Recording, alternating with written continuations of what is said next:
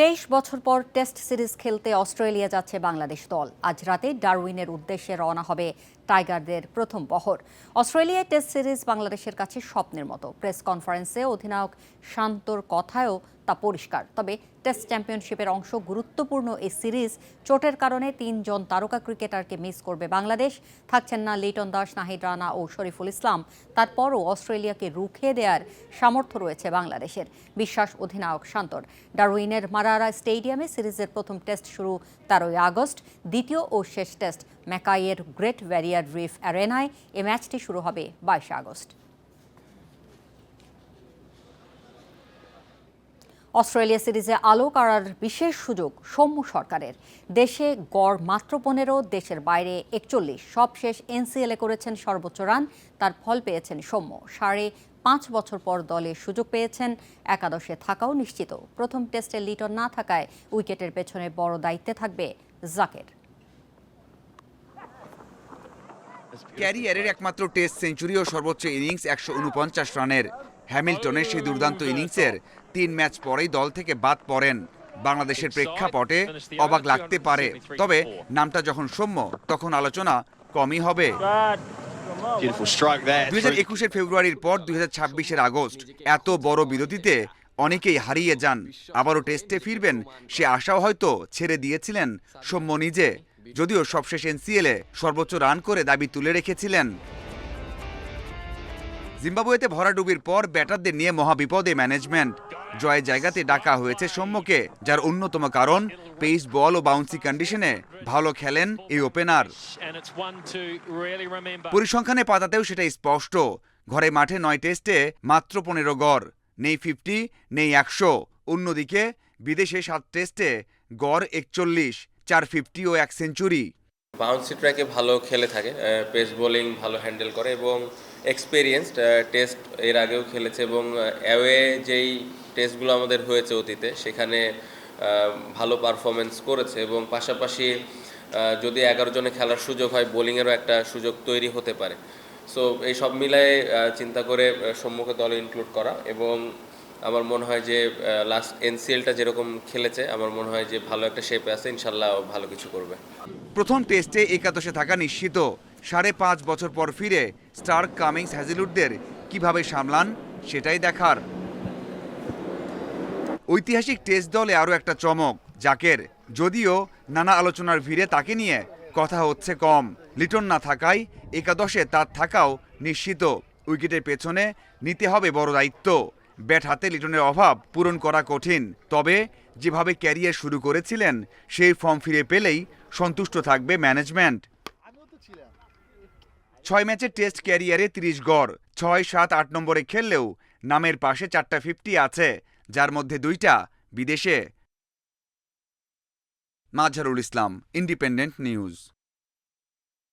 2027 সালের ICC one day বিশ্বকাপের ভেন্যুগুলোর তালিকা ঘোষণা করা হয়েছে। সাউথ আফ্রিকা, জিম্বাবুয়ে ও নামিবিয়ায় যৌথভাবে অনুষ্ঠিত হতে যাওয়া এই আসরের ম্যাচ হবে মোট 12টি স্টেডিয়ামে। সাউথ আফ্রিকার 8টি ভেন্যু, জোহানেসবার্গের ওয়ান্ডারার্স স্টেডিয়াম, সেঞ্চুরিয়ানের সুপার স্পোর্ট পার্ক, কেপটাউনের নিউল্যান্ডস, ডারবানের কিংসমিড। আরও রয়েছে কেবেরহার্ড সেন্ট জর্জেস পার্ক, ব্লুমফন্টেইনের ম্যাঙ্গাউইং ওভাল, পার্লের বোল্যান্ড পার্ক এবং ইস্ট লন্ডনের বাফেলো পার্ক।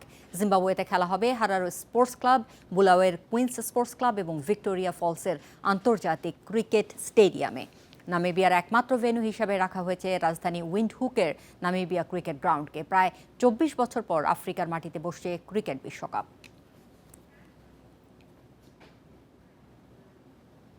লঙ্কা প্রিমিয়ার লিগে আলো ছড়াচ্ছে বাংলাদেশি ক্রিকেটাররা। ফ্র্যাঞ্চাইজিতে আস্থার প্রতিদান দিচ্ছেন সাকিব আল হাসান, তাওহিদ হৃদয় ও নুরুল হাসান সোহান। দেশে ফেরার আগে কলম্বো ক্যাপসের হয়ে হাসান মাহমুদও দারুণ পারফর্ম করেন। সাকিব আল হাসান টি-20 ক্রিকেটের ফেরিওয়ালা। দেশের হয়ে খেলতে পারছেন না, কিন্তু বিশ্বের সব ফ্র্যাঞ্চাইজি লিগেই খেলে বেড়াচ্ছেন। বিশ্বসেরা অলরাউন্ডারের প্রমাণের কিছু নেই, তার সাথে খেলতে পেরেই ধন্য লঙ্কান তরুণরা। সাকিব বল হাতে বরাবরের মতো এবারও সপ্রতিভ, তবে ব্যাটিংয়ের নিষ্প্রভতা সাকিবের সাথে ছিল বেমানান। সেই অফ ফর্ম কাটিয়ে উঠতে সময় নেননি টাইগার পোস্টার বয়। সবশেষ ম্যাচেই জাফনাকে জিতিয়েছেন অলরাউন্ড নৈপুণ্যে। তাহিদ হৃদয় লঙ্কা প্রিমিয়ার লিগে নিজের প্রথম আসরেই পারফরম্যান্সে আলো কেড়েছিলেন। এবারও হৃদয় হয়ে উঠেছেন জাফনার ব্যাটিংয়ের মূল স্তম্ভ। ৮ বলে ৩১ রানের ক্যামিও ইনিংসে হৃদয় ভাসছেন প্রশংসার জোয়ারে। নুরুল হাসান সোহানকে ওপেনিংয়ের সুযোগ দেয় গল গ্যালেন্টস। কি দারুণভাবেই না আস্থার প্রতিদান দিলেন সোহান। প্রথম ম্যাচেই ১৩ বলে ২৯ রানের ঝড়ো ইনিংস। গল ওপেনিং সমস্যার সমাধান খুঁজে পায় সোহানের মাধ্যমে। হাসান মাহমুদও দারুণ পারফর্ম করেন কলম্বো ক্যাপসের হয়ে। ৩ ম্যাচে ৫ উইকেট শিকার। দুর্দান্ত ইয়র্কারে মুগ্ধ করেন হাসান। এরপর অস্ট্রেলিয়া সিরিজের প্রস্তুতি নিতে আগেভাগে দেশে ফিরে আসেন এই পেসার। একমাত্র মেহেদী হাসান মিরাজই ছিলেন ব্যর্থ। গল গ্যালেন্টস তার উপর যথেষ্ট ভরসা করলেও আস্থার প্রতিদান দিতে পারেননি এই অলরাউন্ডার। সোহানকে টানার পর গলের একাদশে জায়গা হয়নি মিরাজের। ফেরদৌস ইসলাম, ইন্ডিপেন্ডেন্ট নিউজ। বাংলাদেশ ফুটবল লিগের জন্য প্রস্তুত হচ্ছে নবাগত দল ঢাকা সিটি ক্লাব। দেশি বিদেশি ফুটবলার নিয়ে মধ্যসারির দল গড়ার লক্ষ্য তাদের। এরই মধ্যে ৩ বিদেশির সাথে সাফ কোটায় ২ ফুটবলার নিশ্চিত। চুক্তি করেছেন রাশিয়ান প্রবাসী ড্যানিয়েল মামুনুলের সাথে। প্রথমবার অংশ নিয়ে লিগে টিকে থাকার লক্ষ্য ক্লাবটির। দেশের ক্রিকেটে পরিচিত নাম ঢাকা সিটি ক্লাব। এবার ফুটবলের শীর্ষ লিগে দেখা যাবে তাদের। প্রথমবার বাংলাদেশ ফুটবল লিগে খেলবে মিরপুরের ক্লাবটি। নবাগত দল সিটি ক্লাবের লক্ষ্য লিগে টিকে থাকা। দেশি বিদেশি ফুটবলার নিয়ে মধ্যম সারির দল গড়েছে তারা। সাবকোটায় নেপাল, পাকিস্তানের 2 ফুটবলার নিয়েছে সিটি ক্লাব। লোকাল প্লেয়ারও আমাদের ভালো কালেকশন হয়েছে। ফর্টিজের অনেক প্লেয়ার আছে, তারপর রহমতগঞ্জের আহ্বানী, মহরান, তারপর আন্ডার 23 আমার ন্যাশনাল টিমেরও রফিকুল আছে আমাদের। তা আমরা ওই জায়গাটা এনশিওর করতে চাই যে একটা স্টেবল টিম, যেন একটা ক্লাব যেন একটা ভালো অবস্থানে থাকে, স্টেবল পজিশনে থাকতে পারে। আমরা আসলে ওইভাবে টিম করছি যাতে আমরা কোনোভাবেই যাতে রেলিগেশন না হই। সিটি ক্লাবের চমক রাশিয়া প্রবাসী রাইট উইঙ্গার ড্যানিয়েল মামুনুল। অনূর্ধ্ব 20 কোটায় দেশীয় হিসেবে খেলবেন তিনি। ক্লাব পরিচালনায় পৃষ্ঠপোষকদের ইতিবাচক সাড়া পাওয়া যাচ্ছে। আমাদের একজন বাংলাদেশ বংশোদ্ভূত একজন রাশিয়ান প্লেয়ার আছে, ড্যানিয়েল মামুনুল। তো ওর বয়স 17-17 এরকম আর কি। লেফট উইংয়ে খেলে, তো ফিজিক টিজিক ভালো। রাশিয়ার একাডেমিতে আছে, রাশিয়ান ওদের যে ফুটবল একাডেমি আছে গভর্নমেন্টের, সেখানে ও খেলছে। এখন ইনশাল্লাহ এই বছর সিটি ক্লাবের পক্ষে খেলবে। এদিকে বসুন্ধরা কিংস থেকে একের পর এক ফুটবলার দলে নিচ্ছে মোহামেডান। সাদ, ফাহিম, সোহেলদের পর সাদা-কালো শিবিরে যোগ দিয়েছেন মুজিবুর রহমান জনি। পিয়াস সাহা, ইন্ডিপেন্ডেন্ট নিউজ, ঢাকা। বিশ্বকাপ সহ বড় বড় টুর্নামেন্ট বেসরকারি বিনিয়োগকারীদের কাছে বিক্রির পরিকল্পনা ফিফার। এর কঠোর বিরোধিতা জানিয়েছে ইউএফা, কনকাকাফ ও এএফসি। ইউরোপের পেশাদার ফুটবলারদের সংগঠন ফিফপ্রো ইউরোপও কোনোভাবেই মানবে না এই সিদ্ধান্ত। তারা মনে করছে এই প্রকল্প বাস্তবায়ন হলে ফুটবলারদের কর্মপরিবেশ। বিশ্বকাপ ও ক্লাব বিশ্বকাপের মতো প্রতিযোগিতা পরিচালনার জন্য ফিফা ফরওয়ার্ড এন্টারপ্রাইজ নামে একটি নতুন কোম্পানি গঠন করে তার 20% শেয়ার বিক্রির পরিকল্পনা করছে ফিফা। প্রায় $2000 কোটি মূল্যের এই প্রস্তাব বাস্তবায়িত হলে প্রথমবারের মতো ফিফা বেসরকারি মালিকানায় যুক্ত হবে। এমন প্রকল্পের ঘোর বিরোধিতা করছে ইউরোপের পেশাদার ফুটবলারদের প্রতিনিধিত্বকারী সংগঠন ফিফপ্রো ইউরোপ। খেলোয়াড়দের সঙ্গে কোনো আলোচনা ছাড়া তৈরি করা এই প্রস্তাব তারা কখনোই গ্রহণ করবে না বলে জানিয়েছে।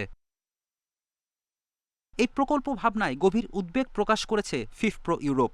সংগঠনটি মনে করে এমন সিদ্ধান্ত খেলোয়াড়দের কর্মপরিবেশ ও ক্যারিয়ার গড়ে ওঠার ভিত্তি বদলে দিতে পারে।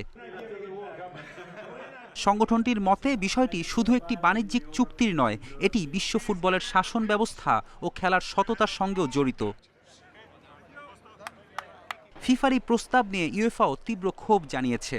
বিশ্বকাপ বয়কটের হুঁশিয়ারি দিয়ে রেখেছে ইউএফার অন্তর্ভুক্ত 55টি দেশ। সংস্থাটি বলছে ফিফা বিশ্ব ফুটবলকে নিজেদের এবং তাদের পছন্দের লোকজনের আর্থিক লাভের মাধ্যম হিসেবে ব্যবহার করছে। ফেরদৌস ইসলাম, ইন্ডিপেন্ডেন্ট নিউজ। হতাশার মধ্য দিয়ে শেষ হলো কমনওয়েলথ গেমসের আরও একটি আসর। নিজেদের শেষ ইভেন্টে নারীদের লং জাম্পে ব্যক্তিগত সেরা পারফরমেন্স করলেও পরের ধাপে উঠতে পারেনি মোসাম্মদ স্বপ্না খাতুন। 5.43 মিটার লাফিয়ে 21 জনের মধ্যে 21তম হন স্বপ্না। এর আগে 100 মিটার স্প্রিন্টে হিট থেকে বাদ পড়েন দেশের দ্রুততম মানব ও মানবী ইমরানুর রহমান ও শিরিন আক্তার। 400 মিটার হার্ডলসে নাজিমুল হোসেন রনিরও একই চিত্র। সব কিছুকে ছাপিয়ে কর্মকর্তাদের দায়িত্ব নিয়ে প্রশ্ন উঠেছে। গেমসের মাঝেই দেশে ফিরেছেন অ্যাথলেটিক্স দলের ম্যানেজার শাহ আলম, যাবেন যুক্তরাজ্যে যুব গেমসে। চিরবিদায় নিলেন এসি মিলান ও ইতালিয়ান ফুটবলের কিংবদন্তি ফ্রাঙ্কো বারেসি। ফুসফুস ক্যান্সারের সাথে দীর্ঘদিন লড়াই করে 66 বছর বয়সে শেষ নিঃশ্বাস ত্যাগ করেন সর্বকালের অন্যতম সেরা এই ডিফেন্ডার। ইতালির হয়ে 1982 সালে বিশ্বকাপ জেতেন বারেসি। তার দীর্ঘ 20 বছরের ক্লাব ক্যারিয়ার ছিল এসি মিলানে। ক্লাবটির হয়ে 719 ম্যাচ খেলে তিনি জিতেছেন 3টি ইউরোপিয়ান কাপ ও 6টি সেরি আ লিগ শিরোপা। কিংবদন্তির প্রতি শ্রদ্ধা জানিয়ে এসি মিলান তাদের বিখ্যাত 6 নম্বর জার্সিটি চিরতরে অবসরে পাঠায়। তাঁর এ বিদায়ে বিশ্ব ফুটবলে নেমে এসেছে গভীর শোকের ছায়া। 25 মিলিয়ন ইউরোতে লেভান্তে থেকে ফরওয়ার্ড কার্লোস এসপিকে দলে ভিড়িয়েছে রিয়াল মাদ্রিদ। বার্সেলোনা ছেড়ে আবার ম্যান ইউনাইটেডে রাশফোর্ড। এদিকে ফ্রি ট্রান্সফারে ম্যান সিটি ছেড়ে ইন্টার মিলানে জন স্টোনস। গত মৌসুমে লা লিগায় 11 গোল করে সেরা উদীয়মান খেলোয়াড় নির্বাচিত হন কার্লোস এসপি। এবার এই তরুণ ফরওয়ার্ডকে লেভান্তে থেকে 25 মিলিয়ন ইউরো দিয়ে 5 বছরের চুক্তিতে দলে ভিড়িয়েছে রিয়াল। এদিকে বার্সেলোনায় এক মৌসুম ধারে খেলে আবারও ম্যানচেস্টার ইউনাইটেডে ফিরছেন মার্কাস রাশফোর্ড। 2025-26 মৌসুমে রাশফোর্ড বার্সার হয়ে 14 গোল করার পাশাপাশি অ্যাসিস্টও করেন 14টি। অন্যদিকে ফ্রি ট্রান্সফারে 2 বছরের চুক্তিতে ম্যানচেস্টার সিটি ছেড়ে ইন্টার মিলানে যোগ দিয়েছেন ইংলিশ ডিফেন্ডার জন স্টোনস।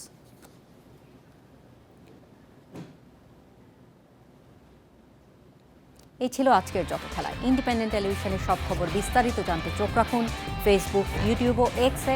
আমন্ত্রণ পরের আয়োজনে।